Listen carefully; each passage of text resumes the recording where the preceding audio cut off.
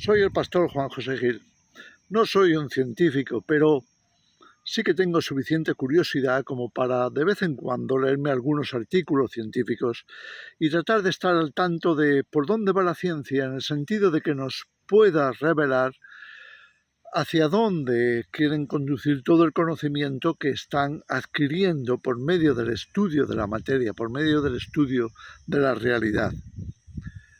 Así que de vez en cuando, repito, sí que estoy leyendo esos artículos, estoy escuchando informes, reportajes y demás.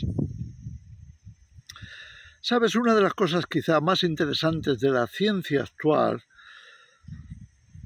sea el conocimiento de las nanopartículas o esas partículas a nivel atómico, todo lo cual está dentro de lo que se considera que es la mecánica cuántica o la física cuántica.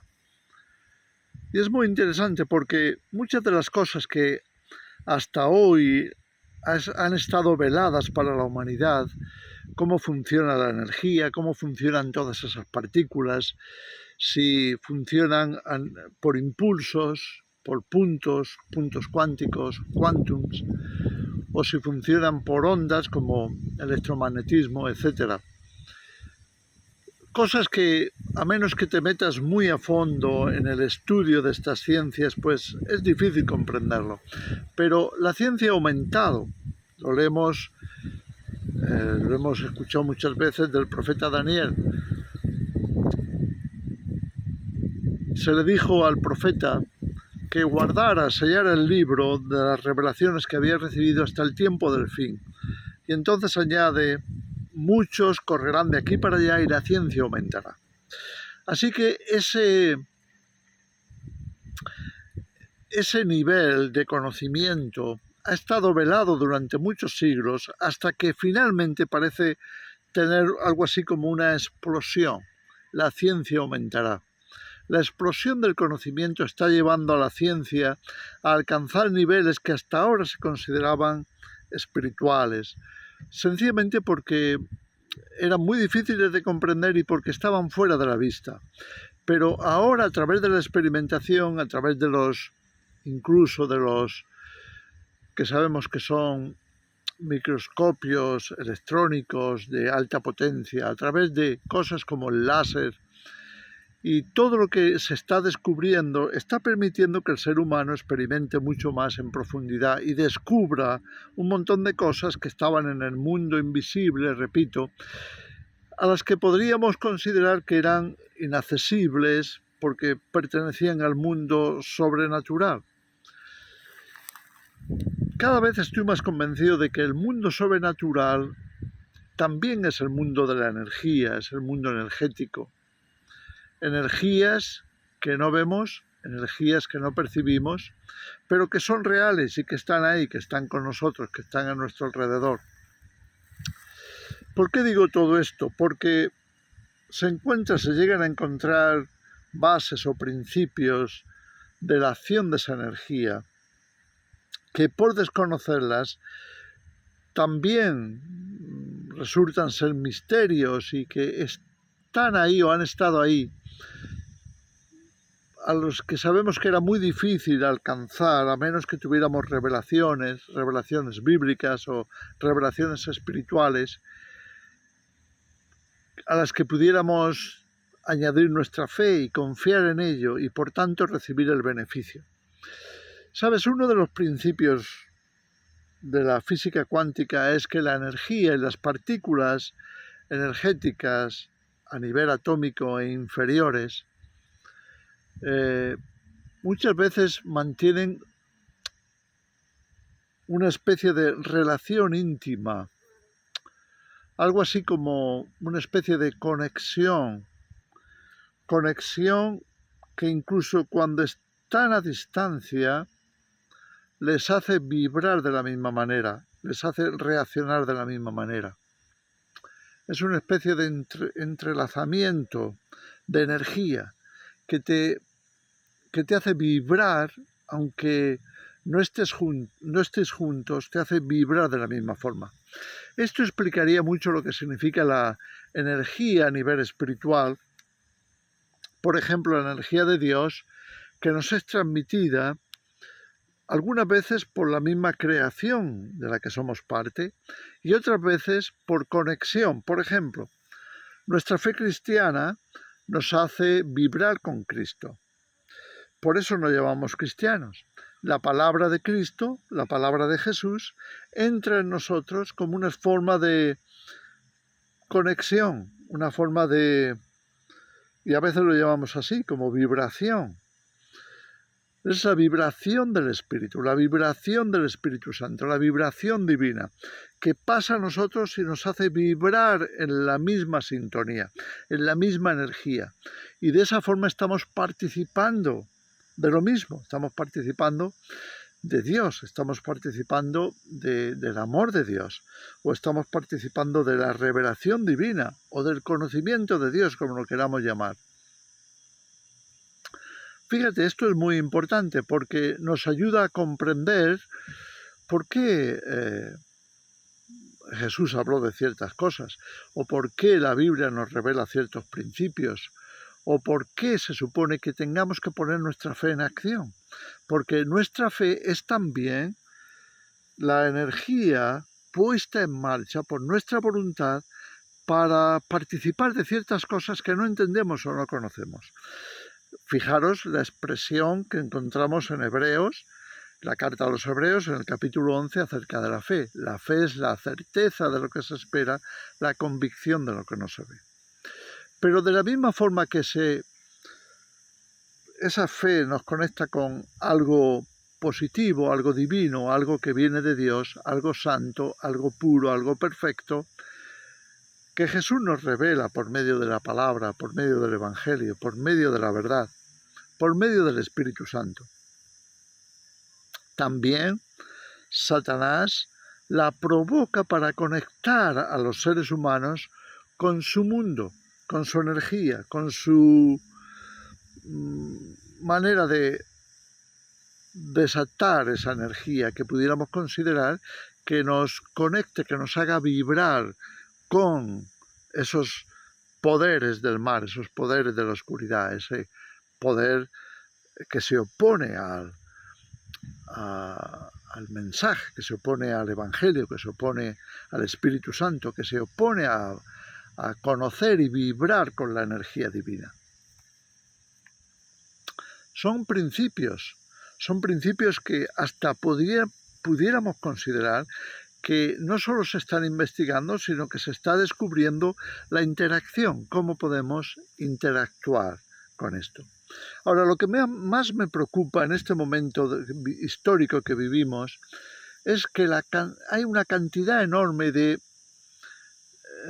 experimentos de la ciencia que tienen unas connotaciones un poco extrañas. ¿Qué se espera? Por ejemplo, cuando se ha construido esta especie de túnel que conocemos como este canal de experimentación atómica, se dice que tiene 27 kilómetros aproximadamente, y que a través de estos experimentos, pues se conoce mejor la materia, se conoce mejor las partículas de Dios, como la llaman, o cómo se producen las reacciones cuando los átomos circulan en la misma dirección y qué relación se produce entre ellos, o las nanopartículas subatómicas que se ponen en funcionamiento y qué ocurre cuando chocan o qué ocurre cuando van en la misma dirección, qué interacción se produce entre ellos, cosas así que son parte de los experimentos que se producen en este famoso túnel que está en la frontera entre Suiza y Francia.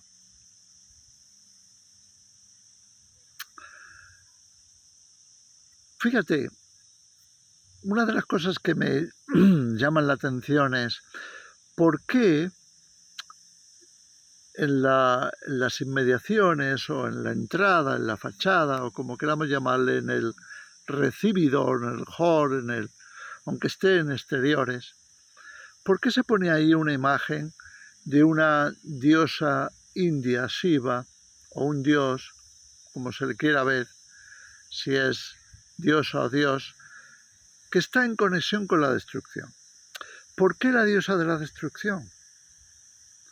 ¿Por qué una connotación de tipo destructivo para presentar algo así como un gran campo de experimento científico, de experimento físico, de experimento cuántico? ¿Por qué?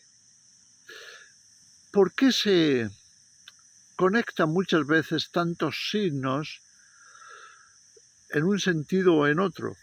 Por ejemplo, los cristianos tenemos nuestros signos. Tenemos el signo de la cruz, tenemos el signo del pez. Tenemos distintos signos para relacionar nuestras creencias y de alguna forma contactar con ellas. Tenemos los signos bíblicos, tenemos la paloma, tenemos los signos que aparecen en el arca de Noé o en el arca de la alianza o cualquier otra cosa que nos conecte con ese mundo, esas revelaciones, esas cuestiones de tipo espiritual que forman nuestras creencias. ¿Por qué también en el mundo espiritual de oscuridad, en el mundo satánico, en el mundo más oscuro, las tinieblas, también se producen esa simbología y tienen estrellas de distinta forma metidas en círculos o otras cosas, otros amuletos que podríamos considerar, otros signos que a veces se utilizan, como por ejemplo el de la diosa Shiva que acabo de citar, para marcar un área o marcar un punto de encuentro o marcar una noción. ¿No será porque, como nos dice la física cuántica, hay un entrelazamiento a distancia entre vibraciones? Por ejemplo, si pensamos negativamente, pudiéramos comenzar a vibrar de una forma que nos conecte con otros que piensan negativamente. Si nos conectamos con símbolos de la oscuridad, podríamos estar también vibrando con aquellas otras personas, aunque estén lejos de nosotros, y viceversa. Esas personas podrían conectar con nosotros si estamos en la misma sintonía, si estamos en la misma frecuencia. No sé si me explico, pero lo que trato de dar a conocer y de advertir también es acerca de que estas cosas que nos parecen científicas acaban resultando siendo muy espirituales. Y al ser espirituales, quizá nos quieren decir que están funcionando a una frecuencia de la materia, una frecuencia de la energía que no vemos, pero que es muy real y que nos puede tocar y que nos puede afectar. ¿Te das cuenta de lo que estoy diciendo? ¿Entiendes un poquito por qué hablo de esto? La idea es, bueno, ¿y si a través de todos estos descubrimientos, a través de toda esta experimentación de la energía, del conocimiento de la materia, estuviéramos entrando en un mundo desconocido que que si no lo entendemos y si no entendemos su funcionamiento, nos pudiera provocar algún tipo de energía incorrecta? ¿Por qué se habla en términos que parecen espirituales? Por ejemplo, la alusión, como he dicho, a la diosa Shiva, o la alusión a otros seres, otras cosas, otras energías conectadas con la oscuridad, conectadas con las tinieblas.